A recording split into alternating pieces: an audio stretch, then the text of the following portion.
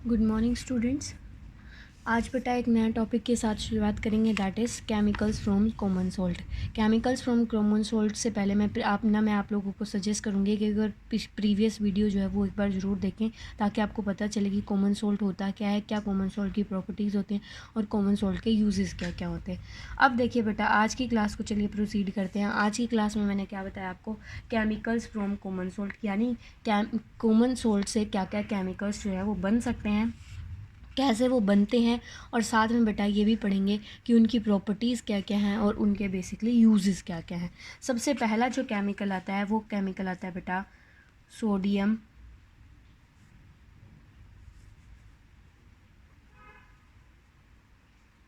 Hydroxide. क्या आता है? Sodium hydroxide. कॉमन नेम मैं इनके साथ साथ ब्रैकेट में लिखती रहूँगी, आपको प्रॉब्लम नहीं आएगी। CAUSTIC, caustic soda. इसको हम क्या बोलते हैं? कास्टिक सोडा बोलते हैं। फॉर्मूला होता है बेटा इसका NaOH। क्या होता है इसका फॉर्मूला? NaOH। NaOH बेटा, अब बात आती है, ये तो आ गई। इसके बाद में हम सीधा पढ़ेंगे इसकी प्रोडक्शन। क्या पढ़ेंगे? इसकी प्रोडक्शन। इसकी प्रोडक्शन होती है बेटा बाय द प्रोसेस ऑफ, इसकी प्रोसेस को हम क्या बोलते हैं? प्रोडक्शन की जो प्रोसेस होती है उसको हम बोलते हैं क्लोर एल्कली प्रोसेस। क्या बोलते हैं? Chlor alkali process. आइए देखते हैं कैसे। सबसे पहले प्रोडक्शन को मैं अगर डिफ़ाइन करूँगी तो डिफ़ाइन करते कैसे हैं कि sodium hydroxide is produced by the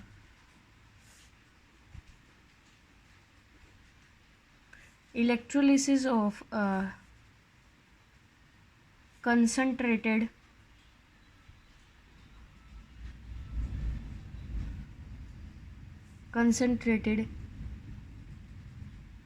aqueous solution of sodium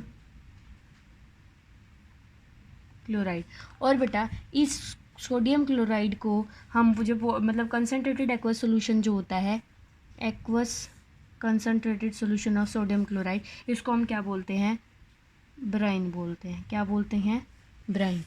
अब क्या बोल रहा है ये? इलेक्ट्रोलिसिस। इलेक्ट्रोलिसिस का मतलब ब्रेक डाउन ऑफ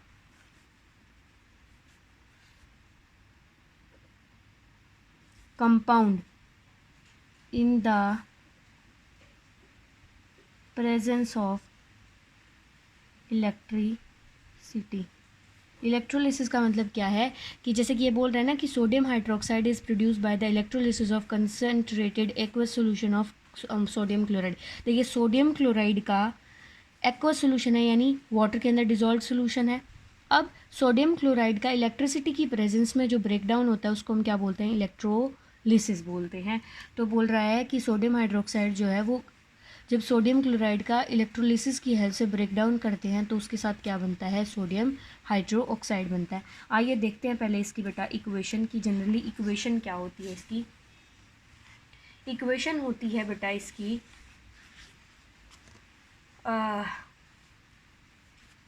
देख लेते हैं। 2NaCl, साथ में बेटा वाटर होगा H2O, 2H2O। इलेक्ट्रोलिसिस होगी,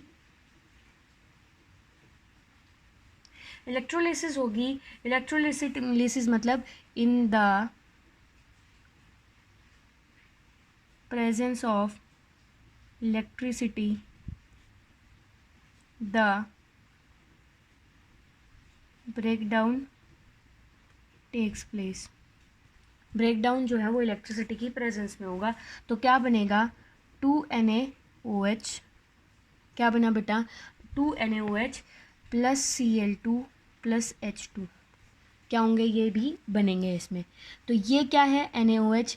NaOH वाटर के अंदर प्रेजेंट है तो इसको क्या बोलेंगे? एल्कली। क्या बोलेंगे? एल्कली। क्या बोलेंगे इसको? एल्कली, क्योंकि ये वाटर के अंदर प्रेजेंट है। क्लोरीन की वजह से इसको बोलते हैं क्लोर। क्लोरीन प्रोडक्शन की वजह से क्या बोलते हैं इसको?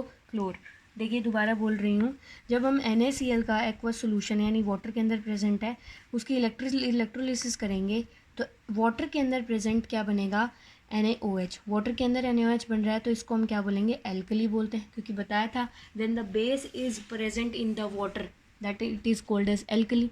एल्कली है बताइए। इसके साथ में क्या हुआ, इनकी जब इलेक्ट्रोलिसिस हो रही थी तो साथ में क्या जनरेट हो रहा था, क्लोरीन और hydrogen.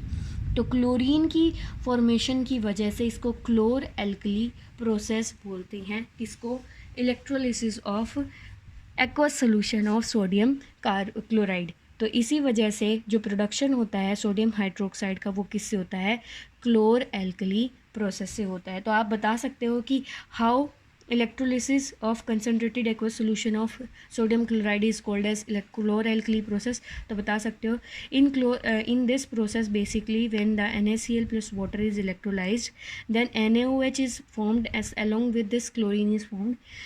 Due to the chlorine production it is named as chlor and due to the NaOH production it is named as alkali. So in combined form this process is called as chlor alkali process. इसके बाद में बात आती है बेटा क्लोर alkali process से related NCERT में एक सेटअप आपको दिया है बेसिकली कि किस तरीके से क्लोर एल्कली प्रोसेस जो है वो ब्रिम के अंदर इलेक्ट्रोलिसिस होती है, उसकी ब्राइन की जो है वो इलेक्ट्रोलिसिस होती है। ब्राइन की इलेक्ट्रोलिसिस होने के लिए पुरानी नए एडिशन में जनरली ये दिया है, पुराने एडिशन में ये नहीं है बेटा। तो उस सेटअप में जनरली ऐसा कुछ है नहीं, बस ये कर रखा है, एक सेटअप जनरेट कर रखा है। जस्ट अ मिनट, मैं भी आपको ड्रॉ करके बता दे रही हूँ कि क्या होता है। देखिए क्या होता है, ये एक सेटअप इस तरीके से अरेंजमेंट किया जाता है। यहाँ पे क्या होते हैं,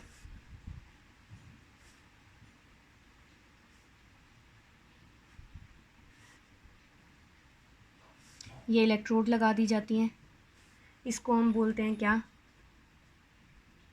कैथोड, इसको बोलते हैं एनोड। एनोड पे मैंने आपको बताया था, एनोड पे कैथोड और एनोड जो होती हैं वो अपोजिट होती हैं कैटायन एनायन के। कैथोड पे कैसा होगा बेटा, नेगेटिव चार्ज, एनोड पे कैसा होगा, पॉजिटिव चार्ज।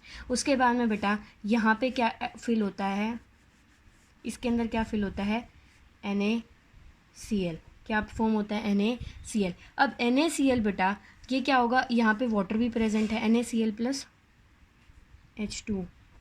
NaCl के साथ में क्या प्रेजेंट है बेटा, वो H2O है।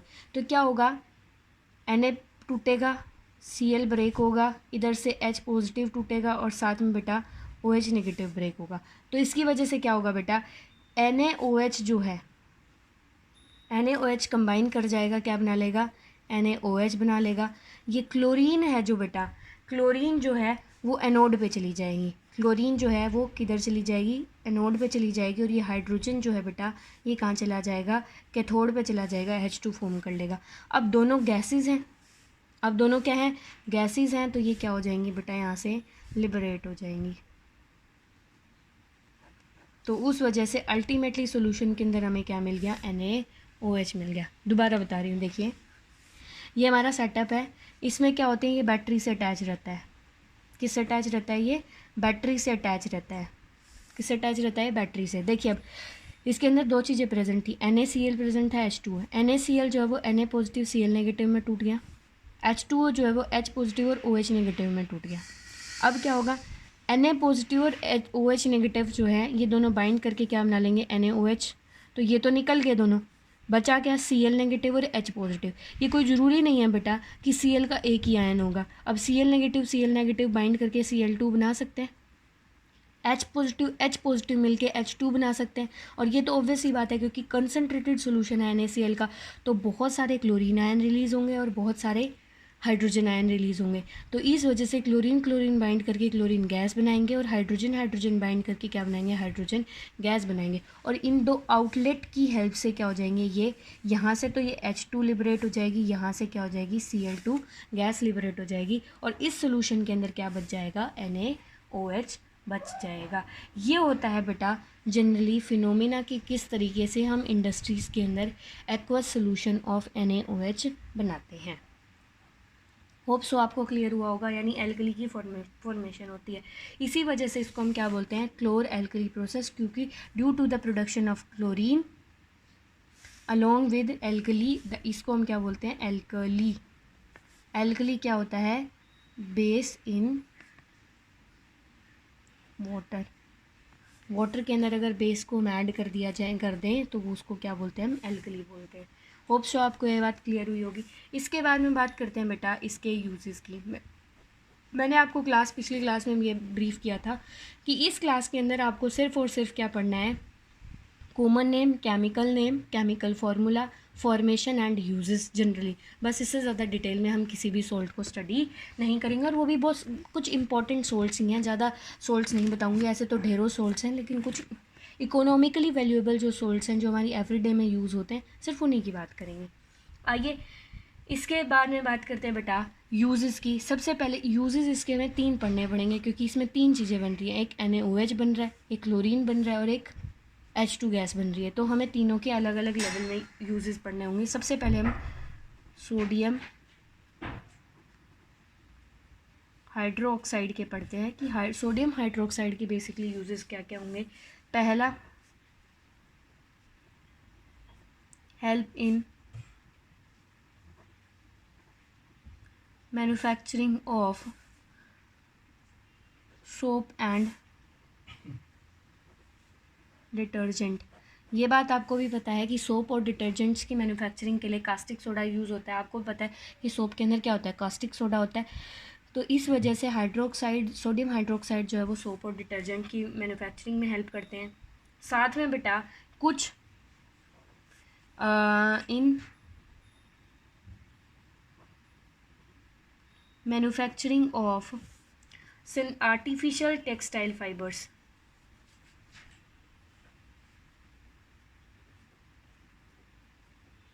Artificial textile fibres like rayon जो होता है बेटा, ये आर्टिफिशियल टेक्सटाइल फाइबर होता है। ये किससे बन सकता है, सोडियम हाइड्रोक्साइड की हेल्प से बनता है, मतलब ये हेल्पफुल होते हैं उसके अंदर। तीसरा आता है उसके साथ में manufacturing of artificial textile fibre like rayon and paper. Paper की मैन्युफैक्चरिंग में भी कौन यूज़ होता है, सोडियम हाइड्रोक्साइड यूज़ होता है। इसके बाद में क्या होता है बेटा, बॉक्साइट जो और होता है, जो जिससे हम एल्यूमिनियम को एक्सट्रैक्ट करते हैं, उस बॉक्साइट और को भी बेटा इसको प्यूरिफिकेशन में हेल्प करता है। ये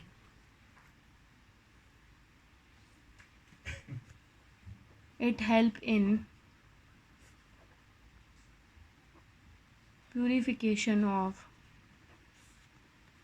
बॉक्साइट और BAUXITE। और ये बॉक्साइट और जो होता है बेटा, इससे हम एल्यूमिनियम ऑब्टेन करते हैं,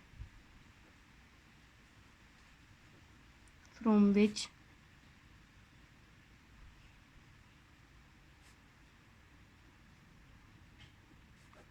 एल्यूमिनियम एलिमेंट जो होता है ना, एलिमेंट जो होता है वो हम बॉक्साइट और से करते हैं। तो ये सोडियम हाइड्रोक्साइड जो है बॉक्साइट और की प्योरीफिकेशन में भी क्या करता है, हेल्प करता है। और वहीं पे बेटा ये जो होता है सोडियम हाइड्रोक्साइड होता है, ये हमारी ऑयल रिफाइनिंग में भी हेल्प करता है, ऑयल रिफाइनिंग में ही हेल्प करता है, और साथ में कुछ ब्लीच और डाइस को बनाने में भी हेल्प करता है, and help in making dyes and bleaches. तो ये कुछ आपके सामने यूजेस थे किसके, सोडियम हाइड्रोक्साइड के। इसके बाद में आते हैं बेटा यूजेस ऑफ Cl2 यानी क्लोरीन के। क्लोरीन का पहला यूज़ होता है बेटा, ये ड्रिंकिंग वाटर को स्टरलाइज करने में हेल्प करता है, help in sterilise drinking water. Sterilise की जगह पे यूज़ कर सकते हैं, इट एक्ट एज डिसइंफेक्टेंट, यानी इन्फेक्शियस एजेंट को क्या कर सकता है, ये किल कर सकता है ड्रिंकिंग वाटर के अंदर। उसके बाद में क्या बोलते हैं बेटा, दूसरा आता है कि help in production of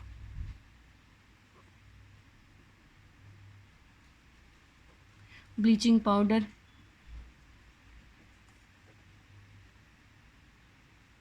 generally हम जो फेस ब्लीच यूज़ करते हैं या जनरली डीकलराइजिंग एजेंट जो यूज़ करते हैं ब्लीचिंग पाउडर, उस ब्लीचिंग पाउडर की फॉर्मेशन में भी क्या है, ये क्लोरीन हेल्प करता है बेटा। इसी के साथ में ब्लीचिंग पाउडर के साथ में HCl फॉर्मेशन में भी ये क्लोरीन हेल्प करता है। साथ में बेटा कुछ प्लास्टिक बनाने में भी हेल्प करता है। Plastics like PVC, polyvinyl chloride बोलते हैं इसको, PVC, पॉलीविनाइल क्लोराइड बोलते हैं इसको। साथ में बेटा जो ओजोन लेयर डिप्लीशन होती है ना, जिससे क्लोरोफ्लोरोकार्बन, तो उसको बनाने में भी ये हेल्प करता है।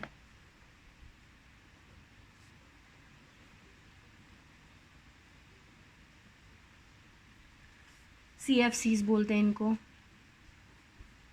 और साथ में बेटा क्लोरोफोम, उसके साथ में कार्बन टेट्राक्लोराइड CCl4, इसी के साथ में पेंट्स और बेटा डाइज बनाने में भी क्या करता है, ये हेल्प करता है। इसके बाद में बात आती है जो बेसिकली क्या होता है बेटा, ड्राई क्लीनिंग के लिए जो बेसिकली मेजर सॉल्वेंट माना जाता है कौन, chlorine. It helps in dry cleaning of clothes की ड्राई क्लीनिंग में भी क्या होता है, ये यूज़ किया जाता है, जैसे कि ट्राईक्लोरोइथेन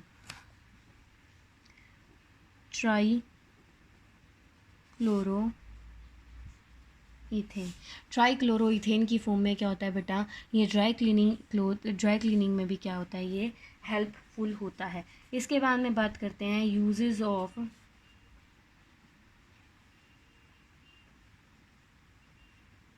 हाइड्रोजन। किसकी बात करेंगे, यूजेस ऑफ हाइड्रोजन के यूजेस की बात करते हैं बेटा।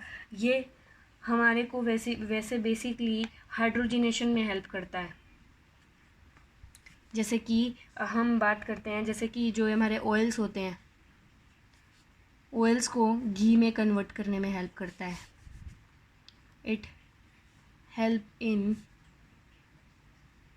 Hydrogenation of oils into ghee के अंदर हाइड्रोजनेशन करने में हेल्प करता है। मींस अगर हम ऑयल्स के अंदर हाइड्रोजन को ऐड करें तो वो क्या फॉर्म हो जाएंगे बेटा, घी की प्रोडक्शन हो जाएगी। इसी के साथ में हेल्प इन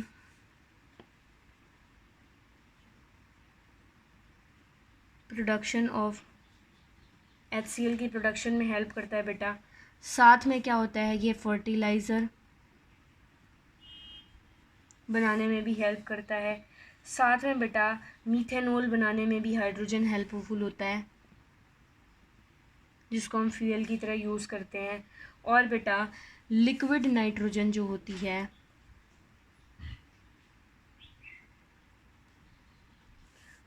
है, वो रॉकेट्स के अंदर फ्यूल की तरह काम करती है। Liquid nitrogen is used as fuel in rockets. तो ये कुछ आपके जो जितने भी हमारी क्लोर एल्कली से रिलेटेड जितने भी हमारे प्रोडक्ट्स बने थे, उन प्रोडक्ट्स के कुछ यूजेस हैं। इसी के साथ में बेटा शायद आपको पहला समझ में आया होगा। इसके साथ में अगला सॉल्ट लेते हैं। अगला सॉल्ट आता है वॉशिंग सोडा। क्या आया, वॉशिंग सोडा। वॉशिंग सोडा होता है सोडियम कार्बोनेट। क्या होता है बेटा, सोडियम कार्बोनेट। फॉर्मूला की बात करें, फॉर्मूला होता है Na2CO3.10H2O। ये इसका फॉर्मूला होता है। और बेटा अगर हम बात करते हैं कॉमन इसकी, सिर्फ Na2CO3 सिर्फ ये है, तो इसको हम बोलते हैं, कॉमनली नाम होता है इसका सोडा ऐश। क्या होता है, सोडा ऐश होता है इसका नाम। और ये इसका फॉर्म क्या होता है, ये बोलते हैं इसको anhydrous sodium carbonate. Anhydride sodium carbonate को हम कॉमनली क्या बोलते हैं? सोडा ऐश बोलते हैं। अब इसके बाद में आ जाते हैं बेटा इसकी प्रोडक्शन। अब इसकी क्या आ जाती है? प्रोडक्शन।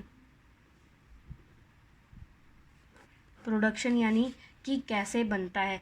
देखिए प्रोडक्शन जो है वो मैं आपसे NaCl से स्टार्ट करूँगी। आपकी एनसीईआरटी में सिर्फ एक इक्वेशन दी है, लेकिन मैं एक इक्वेशन की बजाय बेटा आपकी बिगनिंग जो है मैं स्टार्टिंग NaCl से करूँगी, क्योंकि NaCl से रिलेटेड हर बार क्वेश्चन पूछा जाता है कि हाउ वॉशिंग सोडा या सोडियम कार्बोनेट जो है इज़ ऑब्टेन फ्रॉम NaCl। देखिए NaCl से कैसे बनता है। NaCl को बेटा हम अमोनिया NH3 के साथ रिएक्ट कराते हैं, साथ में वाटर रिएक्ट कराते हैं, साथ में CO2 रिएक्ट कराते हैं। तो इससे क्या बनेगा? NaHCO3 प्लस NH4Cl ये बनता है बेटा। क्या बताया? NaCl अमोनिया वाटर और कार्बन डाइऑक्साइड को हमने रिएक्ट कराया तो क्या बना? सोडियम हाइड्रोजन कार्बोनेट और साथ में अमोनियम क्लोराइड। नाम लिख देती हूँ, sodium chloride, ammonia, water, carbon dioxide, sodium hydrogen carbonate, ammonium chloride. ये सारी की सारी चीज़ें बेटा फॉर्म होती हैं। ये हमारा पहला स्टेप था। दूसरा स्टेप आता है बेटा जब हम सोडियम हाइड्रोजन कार्बोनेट को हीट करते हैं। जब हम बेटा सोडियम हाइड्रोजन कार्बोनेट को क्या करते हैं? हीट करते हैं, तो इससे क्या बनता है? Na2CO3 plus CO2 plus H2O। ये क्या बनी हमारी अभी? Soda ash. क्या बनी हमारी भाई? Soda ash. इस सोडा ऐश को क्या करेंगे बेटा? इस सोडा ऐश के अंदर अब हम 10 वाटर मॉलिक्यूल्स को क्या करेंगे? ऐड करेंगे। Na2CO3 ये हमारा थर्ड स्टेप हो गया। Na2CO3 के अंदर हम 10H2O ऐड करेंगे, तो ये क्या बनेगा? Na2CO3 dot 10H2O। ये हमारा क्या बन गया?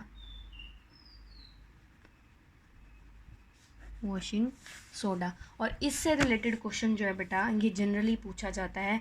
इसको बोलते हैं हम, इसका जो वॉशिंग सोडा तो कॉमन नेम है, इसका जो साइंटिफिक नेम केमिकल नेम है वो देख लीजिए, सोडियम कार्बोनेट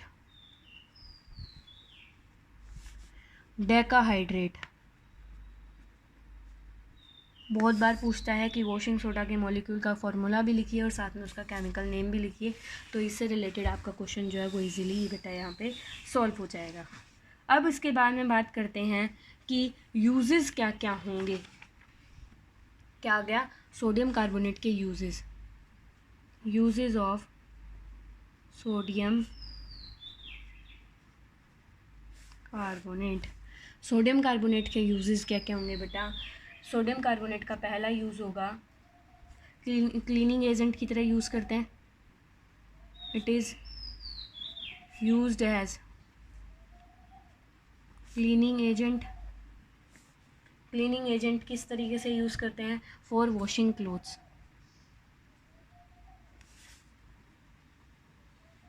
क्लोथ्स को वॉश करने के लिए यूज़ करते हैं। साथ में बेटा दूसरा क्या होता है? It is useful in removing of permanent hardness of water की हार्डनेस को रिमूव करने में बेटा ये हेल्प करता है। तीसरा आता है बेटा क्या? ग्लास, सोप और पेपर्स को मैन्युफैक्चर करने में हेल्प करता है। बहुत इंपॉर्टेंट यूज़ है इसका। It is used in manufacturing of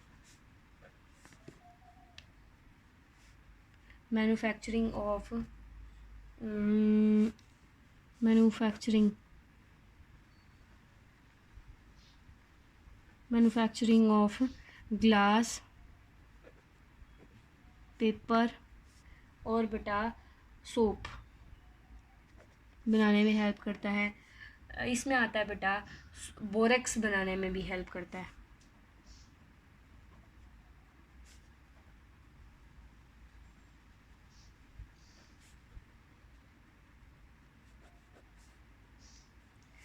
किस में हेल्प करता है ये? बोरेक्स बनाने में भी हेल्प करता है। इसके बाद में बात करते हैं बेकिंग सोडा की। इसके बाद किसकी बात करेंगे? तीसरा baking soda. Baking soda common name है इसका। इसका बेटा साइंटिफिक नेम है क्या? Sodium hydrogen carbonate.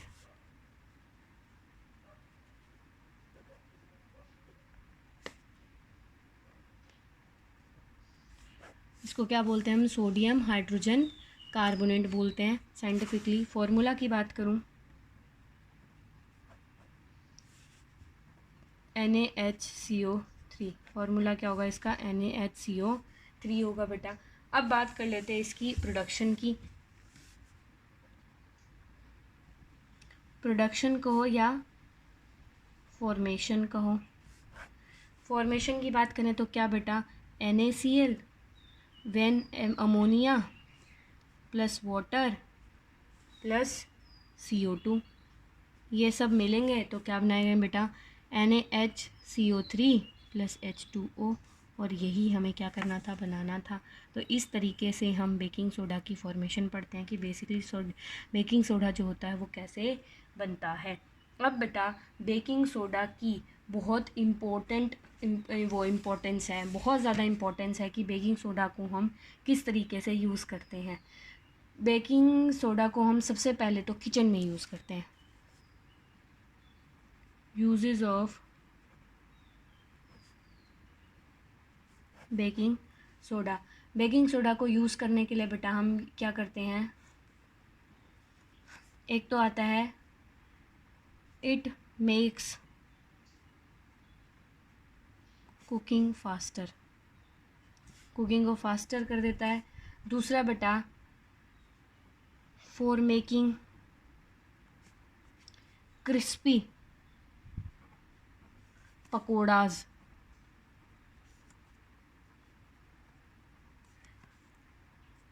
इन किचन के अंदर जनरली जो हमारे पकोड़े जो होते हैं वो क्रिस्पी होते हैं। वो क्रिस्पी किस वजह से होते हैं? इसी की वजह से होते हैं बेटा। दूसरी बात क्या होती है? इसका और क्या यूज़ हो सकता है कि हाँ, इसी के साथ में यूज़ से पहले एक और चीज़ बताऊंगी। क्रिस्पी पकोड़ा के साथ में इसकी एक प्रॉपर्टी और होती है। जो हमारा बेकिंग सोडा होता है ना, बेकिंग सोडा जो होता है, बेकिंग सोडा बेटा अब मान लीजिए ये क्या है? NaHCO3। क्या है ये? NaHCO3। जब बेटा ये इसके अंदर हम माइल्ड एसिड ऐड करते हैं। क्या ऐड करते हैं? Mild acid. माइल्ड एसिड का मतलब स्लाइटली एसिडिक यानी वीक एसिड ऐड करते हैं। वीक एसिड क्या क्या ऐड कर सकते हैं हम इसके अंदर? वीक एसिड जो है वो इसके अंदर हम क्या ऐड कर सकते हैं? वीक एसिड जैसे कि टाट्रिक एसिड ऐड कर सकते हैं। अभी आ गया दिमाग में, hydrogen ions of tartaric acid, TARTARIC acid. Tartaric acid हम इसके अंदर ऐड कर सकते हैं। ये क्या है? Sodium hydrogen carbonate. तो इससे क्या होगा बेटा? सोडियम आयंस रिलीज़ होंगे, साथ में क्या होगा? CO2 रिलीज़ होगी, साथ में क्या होगा? H2O रिलीज़ होगा। और ये जो CO2 है बेटा ये यूज़ होती है, it helps in making fluffy cakes को फ्लफ़ी बनाने के लिए ये यूज़ किया जाता है। इस तरीके से ये क्वेश्चन हर बार पूछा जाता है कि ब्रेड और केक्स को फ्लफ़ी बनाने के लिए, सॉफ्ट बनाने के लिए यूज़ क्या है किसका? बेकिंग सोडा का। और बेटा इसी तरीके से हम बेकिंग सोडा क्या होता है, अब उसके बाद में बात कर लेते हैं किसकी? एक और बात आई थी कि जो हमारा ये जो बेकिंग सोडा होता है ना, इसके बारे में बताती हूँ एक बात और। सोडा जो होता है ये कैसा होता है बेटा? नॉन कोरोसिव होता है। कैसा होता है? Non corrosive, CORROSIVE। Non corrosive का मतलब ये डैमेज नहीं होता, ये डिकम्पोज नहीं होता। नॉन कोरोसिव होता है सिर्फ ये कुकिंग के टाइम पे हीट होता है। कुकिंग के टाइम पे तो ऑब्वियस सी बात है हीट तो होगा, तो क्या बनेगा? 2NaHCO3 को हम हीट करेंगे। हीट करेंगे तो क्या बनाएगा बेटा? Na2CO3 प्लस H2O प्लस में CO2। और इसी CO2 को लिबरेट करने के लिए इसमें क्या ऐड किया जाता है बेटा? माइल्ड एसिड ऐड किया जाता है, यानी टार्ट्रिक एसिड ऐड किया जाता है टू मेक बेकिंग पाउडर। क्या बनाने के लिए? इसको बेकिंग पाउडर बनाने के लिए। बेकिंग सोडा क्या होता है बता दे रही हूँ, अक्सर कन्फ्यूजन होती है बच्चों को। बेकिंग सोडा इज़ NaHCO3 और baking powder is NaHCO3 plus acid और एनी अदर माइल्ड एसिड। समझ गए? दोनों का फंक्शन अलग अलग है। वो फ्लफ़ी केक्स को फ्लफ़ी बनाने में हेल्प होता है बेकिंग पाउडर। यहाँ पे हम बेकिंग पाउडर की बात कर लें, और बेकिंग सोडा जो होता है वो क्या बनाने में हेल्प करता है बेटा? क्रिस्पी बनाने में हेल्प करता है। और दूसरी बात होती है, जो हमारा सोडियम हाइड्रोजन कार्बोनेट होता है ना, ये एंटासिड का मेजर काम करता है। It is an antacid. ये क्या है बेटा? इसका एक हमारे लिए बहुत इंपॉर्टेंट एंटा एसिड है। उसके बाद में क्या करता है ये? सोडा एसिड फायर एक्सटिंग्विशर भी बोला जाता है इसको। Soda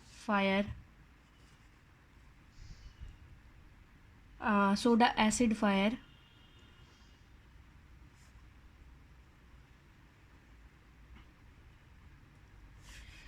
it is used in soda acid fire extinguisher. Soda acid fire extinguishers के अंदर भी इसको यूज़ किया जाता है। और मैंने आपको बता दिया, ये ज़रूरी है कि CO2 जो रिलीज़ हो रही है, इसी वजह से केक्स जो हैं वो फ्लफ़ी और स्पॉन्जी बन रहे हैं। स्पॉन्जी और क्या बन रहे हैं बेटा? फ्लफ़ी बन रहे हैं। इसके बाद में आगे पढ़ते हैं हम। अगला जो हमारे लिए इम्पोर्टेंट कंपाउंड आएगा, सॉल्ट जो आएगा बेटा, वो आएगा ब्लीचिंग पाउडर। क्या आएगा? Bleaching powder. देखिए ब्लीचिंग पाउडर जो होता है वो जनरली कैसे बनता है। अब मैं आपसे ब्लीचिंग पाउडर की बात करूँगी। अब आप कहोगे मैम ब्लीचिंग पाउडर का जब आप स्टडी करोगे तब कहोगे मैम ब्लीचिंग पाउडर जो है वो NaCl से कैसे बना, तो वो भी मैं आपको बताऊँगी।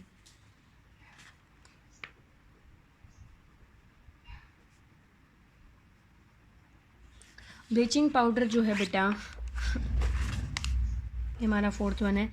ब्लीचिंग पाउडर को हम बोलते हैं कैल्शियम ऑक्सीक्लोराइड।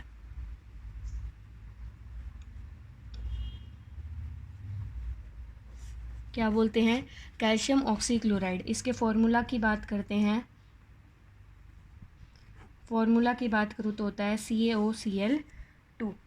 क्या होता है? CaOCl2। अब बात आती है बेटा कि प्रिपरेशन कैसे होती है।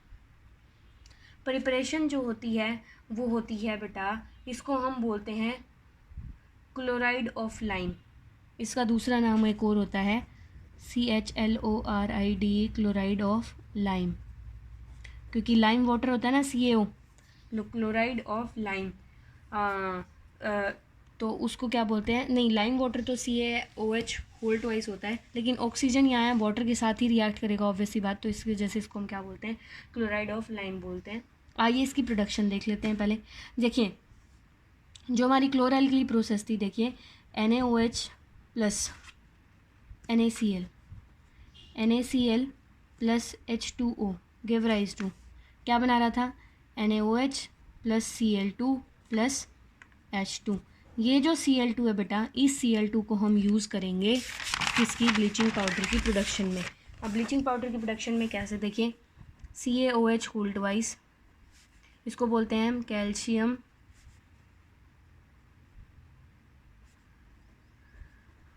हाइड्रोक्साइड। इसको क्या बोलते हैं हम? Calcium hydroxide. Calcium oxide hydroxide का कॉमन नेम है लाइम वाटर। क्या है, लाइम वाटर। इस लाइम वाटर के अंदर जो हमारा क्लोरएल्कली प्रोसेस थी उसका क्या करेंगे हम, क्लोरीन ऐड यूज़ करेंगे। इससे क्या बनेगा बेटा, CaOCl2, इसको बोलते हैं हम कैल्शियम ऑक्सी क्लोराइड, साथ में क्या बनेगा, वाटर, और इसी को हम बोलते हैं ब्लीचिंग पाउडर।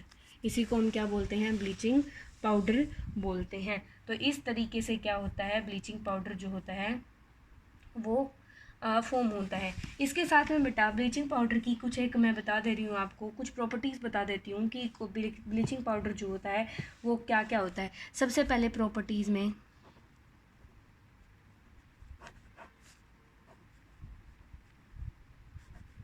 सबसे पहले प्रॉपर्टी की बताऊँ, ये जो होता है बेटा, ये कैसा होता है, वाइट पाउडर होता है।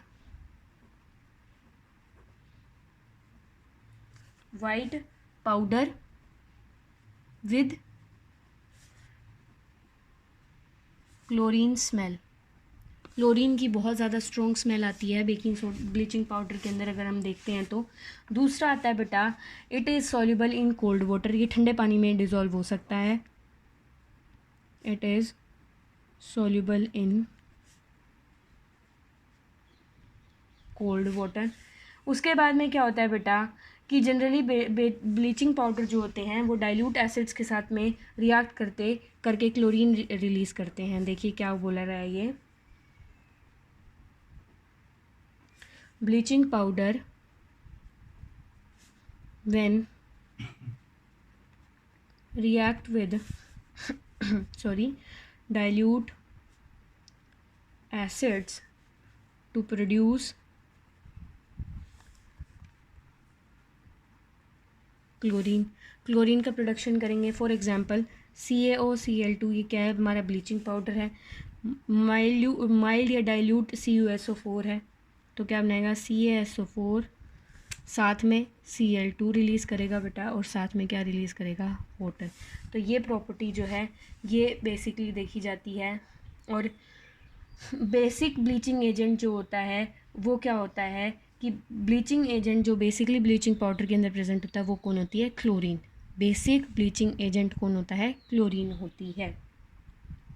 इसी वजह से जो क्लोरीन जब लिबरेट होती है तो वो क्या करती है बेटा, अपने साथ में सब्सटेंसेस को क्या कर देती है, डी कलराइज कर देती है, मीन्स कलर को फेड कर देती है, वाइटनिंग कर देती है। और इसी वजह से इसको हम हमारे कॉस्मेटिक्स के अंदर भी यूज़ करते हैं। अब इसके बाद में आ जाते हैं uses of bleaching powder.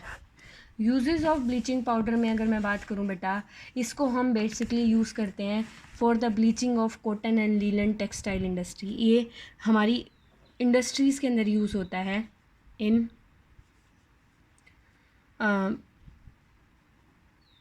Bleaching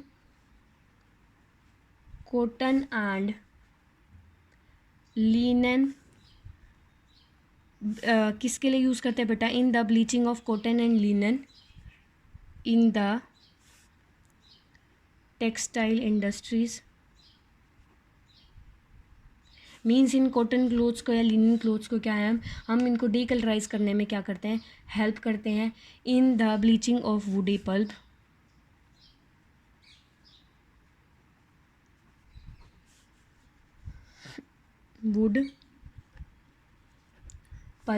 wood pulp in paper factories.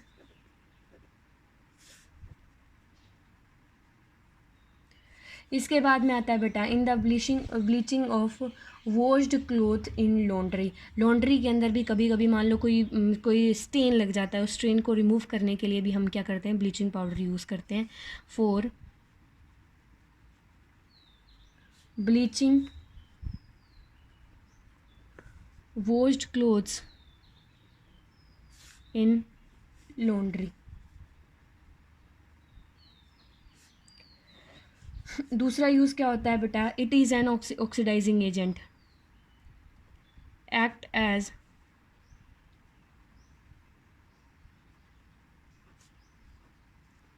कैसा होता है ये, oxidising agent in chemical industries. और बेटा तीसरा यूज़ आता है, ये डिसइंफेक्टेंट हेल्प करता है ड्रिंकिंग वाटर के अंदर to free germ, to make the drinking water germ free. 4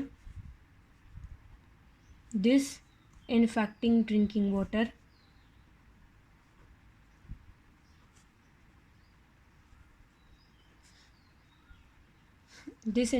drinking water to make the water germ free। इस तरीके से बेटा हम जो है ब्लीचिंग पाउडर को यूज़ करते हैं। सबसे पहले हम इसको कॉटन और लिनन टेक्सटाइल इंडस्ट्रीज़ में यूज़ करते हैं ब्लीचिंग के लिए।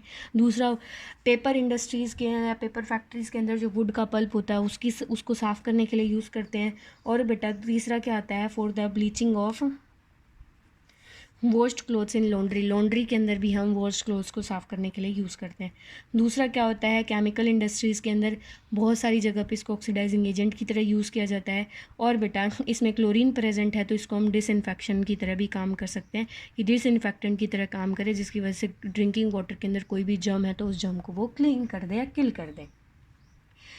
इस तरीके से बात करते हैं हम किसकी, जनरली ब्लीचिंग पाउडर की। अब ब्लीचिंग पाउडर के बाद में हमारा जो अगला सॉल्ट जो आता है वो आता है प्लास्टर ऑफ पेरिस। क्या आता है, plaster of Paris. Plaster of Paris जो होता है उसको हम कैसे यूज़ करते हैं, क्या काम आता है, क्या होता है।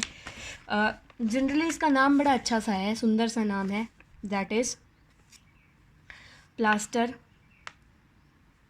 Of Paris. जब मैं इसका स्मॉल नाम बताऊंगी ना, एब्रीवेटेड नेम, तो आपको याद आ जाएगा POP। समझ में आ गया क्या हो गया ये POP बेटा, प्लास्टर ऑफ पेरिस। इसको हम कॉमनली बोलते हैं कैल्शियम सल्फेट। केमिकल नाम है इसका क्या, कैल्शियम सल्फेट। क्या नाम है बेटा इसका, कैल्शियम सल्फेट। आइए इसके फॉर्मूला की बात कर लेते हैं। फॉर्मूला में होता है बेटा इसका CaSO4 डॉट हाफ H2O। इसका ये क्या है, फॉर्मूला है। अब फॉर्मूला के साथ में बेटा प्लास्टर ऑफ पेरिस जो होता है इसके बहुत सारे काम होते हैं। प्लास्टर ऑफ पेरिस को हम जनरली क्या करते हैं, बहुत सारी चीज़ों में हेल्प यूज़फुल करते हैं, बहुत सारी चीज़ों में इसको यूज़ करते हैं। इसी के साथ में क्या होता है बेटा,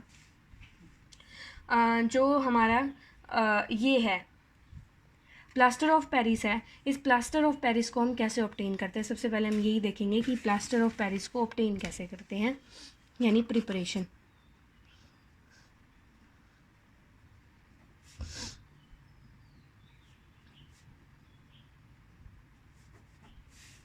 प्लास्टर ऑफ पेरिस की प्रिपरेशन बात करें या फॉर्मेशन की बात करें तो देखिए क्या होता है, CaSO4 डॉट 2H2O,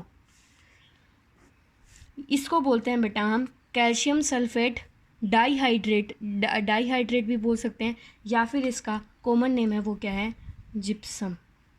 क्या नाम है इसका, जिप्सम। जब हम बेटा जिप्सम को हीट करते हैं 373 केल्विन पे और या फिर 100 डिग्री सेल्सियस पे हीट करते हैं तो ये क्या बनाता है बेटा, CaSO4 calcium sulphate dot half H2O, और साथ में क्या बनाएगा, 1.5 H2O लिबरेट कर देगा। इसको हम क्या बोलते हैं, POP बोलते हैं।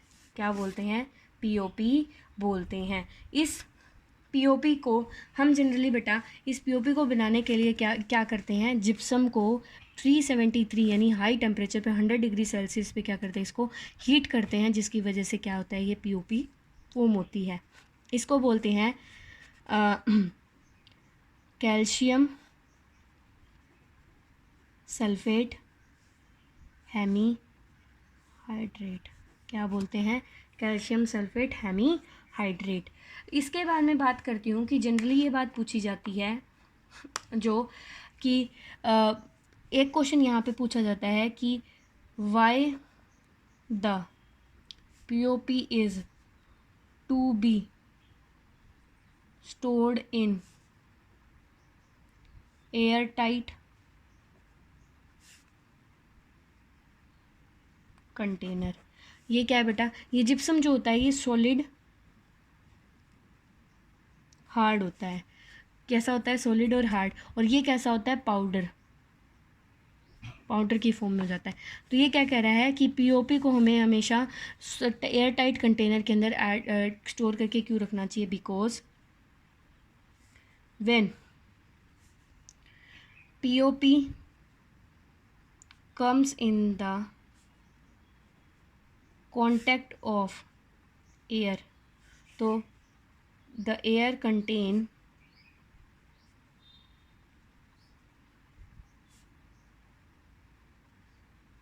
मॉइस्चर, एयर के अंदर क्या होगा? मॉइस्चर होगा। Then CaSO4 dot half H2O plus 1.5 H2 इसके साथ कंबाइन हो जाएगा बेटा, और CaSO4 डॉट 2 H2O यानी जिप्सम बन जाएगा। क्या बन जाएगा? जिप्सम बन जाएगा। इसी वजह से कहते हैं कि बेसिकली हम हमेशा जो हमारा पीओपी होता है उसको हम स्टोर करते हैं किसके अंदर? एयर टाइट कंटेनर के अंदर क्या करते हैं? इसको स्टोर करके रखते हैं। इसके साथ में बात करते हैं बेटा, पीओपी जो होता है ये वाइट कलर का पाउडर होता है, जनरली देखने को मिलता है। और बेटा अब बात ये आता है कि मॉइस्चर प्रूफ कंटेनर के बारे में बताया कि ये हाइड्रेशन में क्या करता है? ये आपको हाइड्रेशन ले लेता है, जिसकी वजह से हाइड्रेटेड हो जाता है, और हाइड्रेटेड होने की वजह से क्या हो जाता है? ये हमें बेसिकली हार्ड बन जाता है और हमें इसको यूज़ करना मुश्किल हो जाता है। अब बेटा बात आती है यूजेस ऑफ पीओपी। पीओपी के यूजेस क्या क्या होंगे? देखिए पीओपी के यूजेस क्या क्या हो सकते हैं। सबसे पहले it is used by the doctors in case of fractured of a patient to apply plaster. Doctors जो होते हैं फ्रैक्चर्ड, जैसे लेग है हैंड है, उसको हम प्लास्टर करने में क्या करते हैं बेटा? यूज़ करते हैं। दूसरा आता है बेटा, it is used in making toys के साथ में डेकोरेटिव मटेरियल,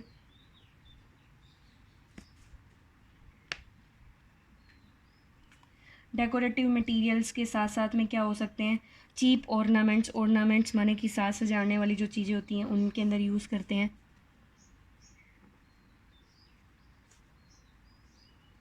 ऑर्नामेंट्स, कॉस्मेटिक्स के अंदर भी यूज़ करते हैं इसको हम। कॉस्मेटिक्स के साथ में जो हमारा चौक होता है ना, चौक बोर्ड पे जो हम चौक से यूज़ करते हैं, चौक बोर्ड वाला चौक,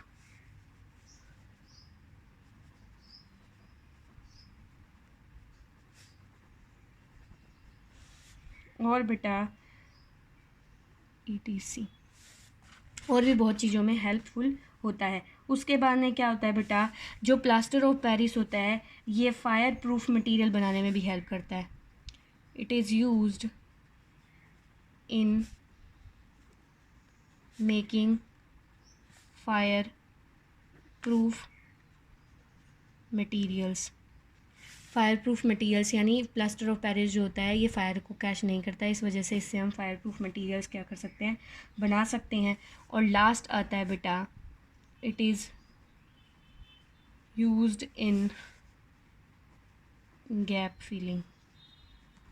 कहीं पे कोई दरार हो गई है, उस दरार को फिल करने के लिए भी क्या यूज़ करते हैं? हम प्लास्टर ऑफ पेरिस को यूज़ कर सकते हैं। तो ये था आपका कि बेसिकली कि क्या प्लास्टर ऑफ पेरिस का नाम है, क्या काम करता है, कैसे फॉर्मेशन होती है और क्या क्या चीज़ें होती हैं। इसके बाद में बेटा लास्ट आपके पास एक और चीज़ आती है कि बेसिकली ये जो पॉइंट है आपका ये है कि हाइड्रेटेड सोल्ट्स के अंदर जो हीट है उसका काम क्या होता है। उससे पहले मैं आपको एक चीज़ और बताऊंगी। मेन टॉपिक आ गया आपका, ये बहुत इंपॉर्टेंट है, इससे भी क्वेश्चन पूछ लिया जाता है। वाटर ऑफ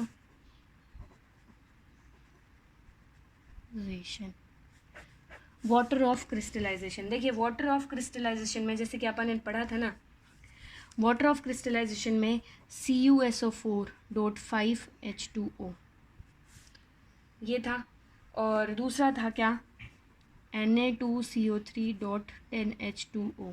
एक अभी POP पढ़ा है CaSO4.2 इसके साथ में CaSO4 जिप्सम .2H2O।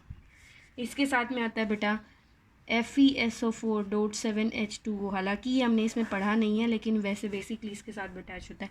तो बेटा ये .5H2O, .10H2O, .12H2O, .2H2O, .7H2O, इनको बोलते हैं हम वाटर ऑफ क्रिस्टलाइजेशन। क्या बोलते हैं इसको? Water of crystallisation. अब वाटर ऑफ क्रिस्टलाइजेशन की अगर हम डेफिनेशन दें तो क्या आता है, डिफाइन करते हैं the water molecules which form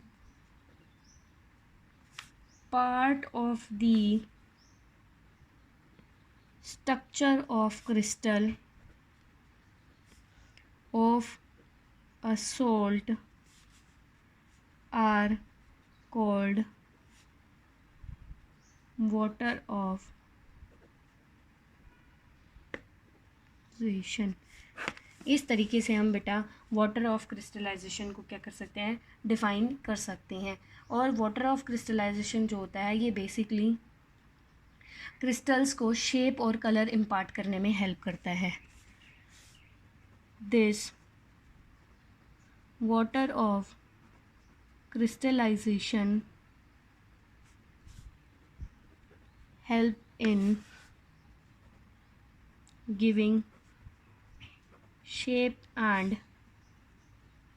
color to the salts को बेटा कलर और शेप देने में क्या करता है, ये हेल्प करता है। इस तरीके से हमें जो वाटर ऑफ क्रिस्टलाइजेशन को हम क्या कर सकते हैं, डिफ़ाइन कर सकते हैं। अब बेटा लास्ट आता है कि जो हमारे हाइड्रेटेड सोल्ट्स होते हैं, ये सारे के सारे कैसे हैं, हाइड्रेटेड सोल्ट्स हैं। हाइड्रेटेड सोल्ट्स जो होते हैं बेटा, हाइड्रेटेड सोल्ट्स को के ऊपर हीट का क्या इफ़ेक्ट होता है, पढ़ते हैं क्या, action of heat on hydrated salts. Hydrated salts यानी जिनके अंदर वाटर ऑफ क्रिस्टलाइजेशन जो है वो ऐड है, उन सोल्ट्स के ऊपर हीट का क्या एक्शन होता है। देखिए क्या होता है, आपको भी पता है कोई भी वाटर अगर प्रेजेंट है, अगर उसको हम हीट करेंगे, ऑब्वियस सी बात है क्या होगा, वाटर ऑफ क्रिस्टलाइजेशन जो है वो उससे क्या हो जाएगी, रिमूव हो जाएगी, यानी वाटर तो रिमूव होगा। तो देखिए कैसे, जैसे कि CuSO4 आपकी बुक में एक एक्टिविटी दे रखी है कि POP है या फिर जिप्सम है या फिर क्या जैसे कि कॉपर सल्फेट है, इसको हम क्या, ये 5H2O है, इसको क्या किया आपने, हीट करा, टेस्ट ट्यूब में लेकर के क्या किया बेटा, इसको हीट किया, तो इससे क्या बना, CuSO4 + 5H2O। देखिए CuSO4.5H2O जो होता है ये कैसा होता है, ब्लू कलर का होता है। कॉपर सल्फेट जो होता है वो किस कलर का होता है, ब्लू कलर का। जब ये एनहाइड्रस हो जाता है बेटा, तो किस कलर का आ जाता है, वाइट कलर का। किस कलर का हो जाता है ये, वाइट कलर का। मतलब इसको हम क्या बोलेंगे, हाइड्रेटेड कॉपर सल्फेट, और इसको बोलेंगे क्या, एनहाइड्रेटेड कॉपर सल्फेट। एनहाइड्रेटेड का मतलब बेटा यहाँ से क्या हो गया, वाटर रिमूव हो गया है। इसी तरीके से क्या होता है, ये हाइड्रेशन और रिहाइड्रेशन जो होती है बेटा, ये रिवर्सिबल प्रोसेस होती है। क्या होता है अब कि मान लो अब क्या हुआ, अब CuSO4 को, जो हमारा ये CuSO4 था, इसको हमने ओपनली छोड़ दिया। ओपनली छोड़ा तो इसके साथ क्या होगा, 5 वाटर मॉलिक्यूल्स जो हैं वो दोबारा से जुड़ के क्या बना लेंगे, CuSO4.5H2O। और ऐसे ही जनरली ये जो सारी चीज़ें होती हैं, और वापस से क्या हो जाएगा, ये ब्लू कलर का हो जाएगा। इस तरीके से हम क्या कर सकते हैं बेटा, ये जनरली आप जनरल प्रोसेस भी होती है। और कभी कभी क्या होता है, इस एनहाइड्रस कॉपर सल्फेट को अगर हम वाटर के अंदर डिज़ोल्व भी करते हैं, अगर हम इसको वाटर के अंदर ऐड भी करते हैं तो फिर से ये किस कलर का हो जाएगा, ब्लू कलर का हो जाएगा, और ये यहाँ पे कैसा था, वाइट कलर का था। मीन्स क्या होता है बेटा, इनको हम क्या बोल सकते हैं, ये रिवर्सिबल प्रोसेस भी होते हैं। रिवर्सिबल का प्रोसेस है मतलब पहले जैसा था उसके वापस वैसा ही हो सकता है अगर हम इसको चाहें तो ये था आपका हीट का एक्शन। जनरली ये आपकी बुक में दे रखा है कि हीट करा, तो हीट करने के बाद में क्या हुआ, पहले ब्लू कलर का था, हीट करा तो बेसिकली वाइट कलर का हो गया, थोड़े टाइम के बाद में उसमें वाटर फिर से ऐड किया तो वो वापस से क्या हो गया बेटा, ब्लू हो गया। देखिए यहाँ पे आपका ये जो चैप्टर है ये कंप्लीट हो जाता है, एसिड बेस एंड सोल्ट। ये आपका लास्ट टॉपिक बचा होता है बेटा। होप सो आप लोगों को समझ में आया होगा। चीज़ें इसमें ज़्यादातर लर्न करने की हैं, सारी चीज़ें ज़्यादा समझने की कम है लेकिन लर्न करने की ज़्यादा है। उम्मीद है आप लोगों को क्लास समझ में आई होगी। टेक केयर बेटा, लेकिन इसके साथ साथ में टेक केयर तो ठीक है, लेकिन इसके साथ साथ में प्लीज़ एक बार बुक से चैप्टर को पढ़िएगा ज़रूर। Take care, stay home, stay healthy, goodbye, good luck.